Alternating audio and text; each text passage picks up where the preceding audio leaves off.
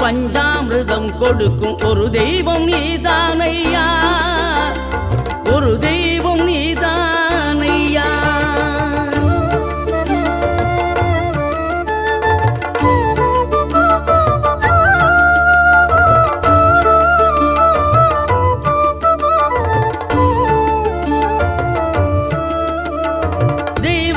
வள்ளியுடன் மணக்கோலம் கொண்டு திருப்பரம் குன்றம் வாழ்கின்றவன், நீ தேவர்களை காத்திடவே வீரமுடன் வேலெடுத்து செந்தூரில் ஆழ்கின்றவன்.